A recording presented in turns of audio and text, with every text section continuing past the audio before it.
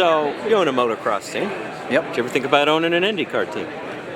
I got my hands full with the motocross team here. I got some accomplishments that I got to get done there first. But I love IndyCar racing and love being part of it. I hear you. You should have lobbied to. You should have said, I'll do the program design for free, but I want to drive the pace car. Did you ever, that pass your mind? Yeah. I want to be. I mean, I was just super honored to, when they called and said, "Hey, would you be interested in doing the program?" So yeah, but driving a pace car would be more fun. Yeah, I really have to leave on Friday here because we race our big outdoor national at Glen Helen. Yeah, it's our big local event, and so I got to fly out here Friday night. So I'm going to be having an IndyCar party at my house on Sunday. Cool. You ever go to motorcycle drag races? You ever considered getting involved in that at all? Yeah, I mean, I try to sponsor the top 5 or 6 guys or 7 or 8 guys maybe in each sport, because I mean our slogan's for the world's fastest racers, so we help bicycle racers and NASCAR and IndyCar. And check out Pro Street sometime. The current record is 672 at 221 in the quarter on a street legal tire. Wow. That's going fast. Yeah, man. Hey, have a great day. I used to go and race cars, in freshman, sophomore year, and go-karts, and people just did not understand what that was or what that was all about, so they thought it was a little bit weird. But I was always okay balancing, academics and racing. Like I had a, pretty decent GPA, and Ed's throwing stuff at me, and I ended up finishing high school online my junior and senior year because I moved to England. So that was a bit difficult for me. It was a lot easier going to a facility, going to school. I mean, that was the hardest part, was I had to continue online, and it's harder when you have to, do it yourself without someone looking over you. But I got through it, made that work, and then somehow came back to the States and started running IndyCar. Were you involved with any other extracurricular sports, anything in high school? Yeah, I played baseball and basketball in high school. And after my sophomore year, I had to stop both baseball and basketball because I got too involved in racing. But I tried to balance a little bit of everything, and it got difficult. Racing go-karts and basketball, baseball, and school was a lot. So then I dropped it down to just motorsports and school, and that became a little easier. What's it like financially trying to support yourself for racing in high school? Well, it's hard. I mean, I was racing go-karts, and fortunately I had good help from my family to get started, and they did everything that they could to get me as far as they could in racing. But once you get to a certain point, you got to get help from somewhere, and you find out, whether that's sponsors or people or networking within the community who can help you out, or how you can get in the motorsports industry, and how you can get help to do what you want to do. I mean, you got to find dollars some way. And once you have a couple years in it and you make connections and you start to feed off those connections, then you figure out how to make it work. And I had a lot of help from my dad along the way to figure that out, and somehow we made it happen. Now, do you find that after sitting out of competitive driving that you're more aggressive maybe on the track than you were by being the test driver for a year? No, I wouldn't say that. I think the biggest change is more, especially when you don't have a full-time season, it's kind of more enjoying the moment you're in when you get the chance to drive, and I think that helps a lot because being in the moment is really important. And it's like me this month, right now it's kind of my last race with Andretti so far, so you're just taking it all in and working on it and try the best job you can do out there.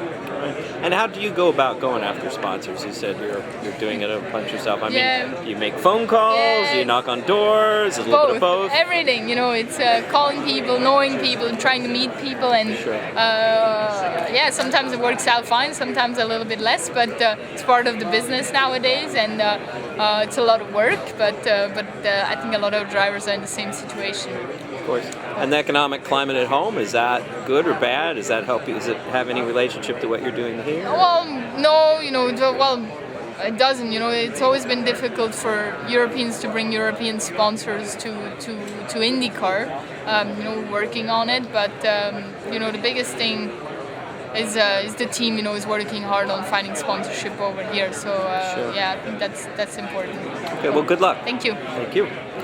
I wouldn't think we have much of a disadvantage or anything. In fact, when I was driving in a pack, I really didn't feel being at disadvantage. I was happy and to running with Penske's and Ganassi at the same speed. So I think in a race situation nobody can run it off, and I think we can expect to be Honda can be really strong in the race too. Takuma, how are you? Very good, thank you. We talked about motorcycles briefly last year. Did you Right. have you bought a motorcycle yet? Well, not yet. First, I think I have to get the license of it. Yeah. No, and I love to see the motorcycle all the time. Yeah. All right. And I think we talked about bicycles. Did you do you have a good bike? What do you have? Well, I do have a DeRosa and Cornaro from Italy, and as a road bike. And I do have old mountain bike, not in here but in Japan. So I'm still riding the bike quite a lot, and that's a fun part. All right. On racing, would you say you've mellowed a little bit over the last few years, or what's that? mellowed? Your driving's mellowed out a little bit over the last few years? I don't know. I mean, as a driver, every time I gain experience, I learn something every single outing. So, yes, being here now is more than 5 years now. This is 6 seasons surprisingly, and I do just naturally feel more comfortable, and I'm more confident, simply because I was there until last lap. To competing on the front row. So. No, nothing is impossible, and whether we're standing as a circumstance is not an easy position. But I believe we can have a strong race. Very good. And how long have you been with AJ now? Well, now this is third season. Third season in a team. So I do feel more connected, with AJ, and certainly it was a scary winter for all of us. AJ suffered a lot, and obviously with all the surgeries, but he's recovered really well, and finally we saw him standing in an IMS, so that's really great. Very good. Well, good luck. Thank you. Thank you. Very much. So, I hadn't realized till I heard it somewhere the other day that your dad is Gordon Kimball, the race car designer. Correct. Yes. Well, obviously that had a big influence on your career choice. What was that? Tell me about that. Well, I think my parents did everything they could do to keep me out of racing. Right. But having grown up and watched it and been engaged in racing as a kid and watched my dad work as an engineer, it was an early exposure for sure. Right. So, and then when I got into go-karting, it was a fun way for he and I to spend some weekends together. He'd retired full-time from racing at that point, was just doing some consulting for a couple of teams and a couple of manufacturers, and so it was a way for he and I to enjoy those weekends and do something he was comfortable with in racing and go-karting. And then when it got to be serious, he asked some pretty serious questions of me if I wanted to be committed to it, and I absolutely did, and we kind of never looked back. Right. You beat having an engineering job. I don't think that would have been a bad backup. Going to Stanford, getting a mechanical engineering degree, getting involved. I was going to be at the racetrack one way or another. Yeah. If it was behind the wheel or behind the timing stand, I wanted to be involved. Yeah. Well, I have a feeling, for whatever reason, that this year's race is going to go to not one of the typical front runners, not the people who gather all the headlines during the month. But so does that put me in that category? I'm afraid so. I hope so. Hey, I don't care what category you put me in, but if I'm in line for the victory on Sunday, I'd take it. Yeah. I have that feeling it's going to be one of the guys just behind the typical Penske's and whatnot. So. Well, I'd hope so. I think we've worked really hard this year on having a good car and being really focused and being able to go racing when we need to. Right. In New Orleans, did you get to go out at all, or were you just stuck at the track? Limited time in the city, but we'd been down there for a test, and I got a chance to go have dinner at Mr. B's Bistro in the French Quarter. Loved it. I've been there before, actually, for an event with Novo Nordisk for the American Diabetes Association a couple years ago, and it's a cool city. It has a lot to offer. Yeah, it's a lot of fun. Yep. All right, cool. Thank you. Good luck on Sunday. Appreciate it. Yep. You seem to be very quietly confident this year. I think of you as a real dark horse candidate. Yeah. Who would you say is your next biggest dark horse competitor?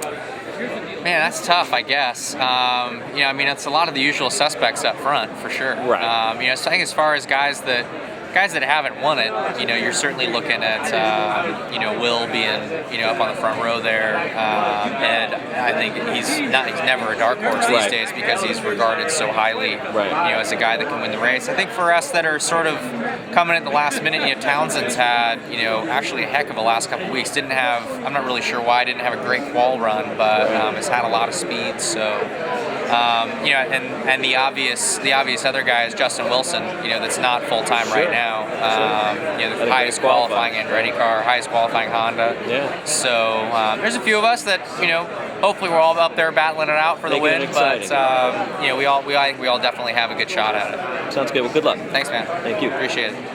I got a real quick question for you.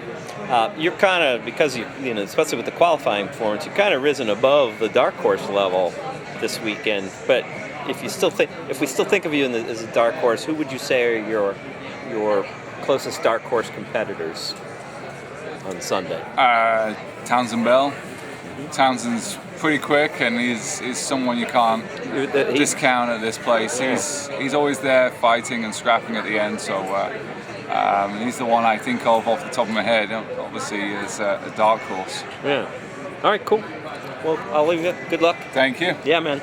I was in turn 1, right at the end of the turn, sticking my camera through the fence when you showered the area with carbon fiber the other day. A chunk stuck in the up in the fence above me, but you and I are both cool. okay, and I had to text my niece immediately because you're her favorite driver to tell her that we were both okay. Can you tell her, say Ellen Kobe, I am fine? Ellen Kobe, I'm fine. I'm here. Look, not a scratch, so I'm good. So, Newgarden is my niece's favorite race car driver. Ooh, I don't know about that. Do you have a reason that you can tell her why you should be her favorite race car driver? Well, because I'm better looking. There you go. Say Ellen Kobe, I want to be your favorite race car driver. Ellen Kobe, I want to be your favorite race car driver. Not Josef Newgarden, Sage Karem, because I'm better looking. Can you ride to my pink car co-pilot? To friend. Don't stay up past your bedtime.